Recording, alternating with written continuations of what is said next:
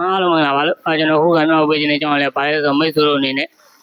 နောက်တော့မရကျင်လို့ရှိရင်ကျွန်တော်ဒီချက်တစ်ချက်ကိုမဖြစ်မနေသိထားပါမယ်လို့ချက်ကဘာလဲဆိုကျွန်တော် rapid experiment လို့ခေါ်ပါတယ်လို့ rapid experiment ဆိုဘာလဲဆိုကျွန်တော်မြန်မာဆက်သက်ခြင်းကိုဆိုလိုပါတယ်လို့ဥပမာမိတ်ဆွေက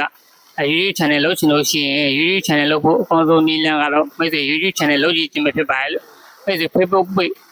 ဖွင့်ကြည့်လို့ရှိရင် Facebook page ဖွင့်ဖို့အကောင်းဆုံးနည်းလမ်းကတော့မိတ်ဆွေ Facebook page ဖွင့်ကြည့်ခြင်းပဲဖြစ်ပါတယ်လို့မိတ်ဆွေစီးပွားရေးလုပ်ချင်လို့ရှိရင်စီးပွားရေးလုပ်ဖို့အကောင်းဆုံးနည်းလမ်းကတော့မိတ်ဆွေစီးပွားရေးလုပ်ကြည့်ခြင်းပဲဖြစ်ပါတယ်လို့ဘာဖြစ်လို့လဲဆိုတော့မိတ်ဆွေအဲ့လို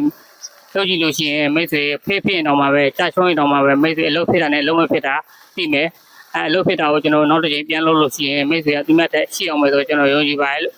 အဲကြောင့်မိတ်ဆွေဒီမိတ်ဆွေမဖြစ်မနေသိထားမယ်အချက်လေးတစ်ချက်ကတော့ကျွန်တော် rapid experiment ပေါ့rapid experiment မြန်မာစမ်းသပ်ဖို့လိုပါတယ်လို့ကျွန်တော်ခုမှပေးတဲ့အကြောင်းအရာတွေမိတ်ဆွေတို့ကြိုးရှိမယ်လို့ကျွန်တော်ယုံကြည်ပါတယ်လို့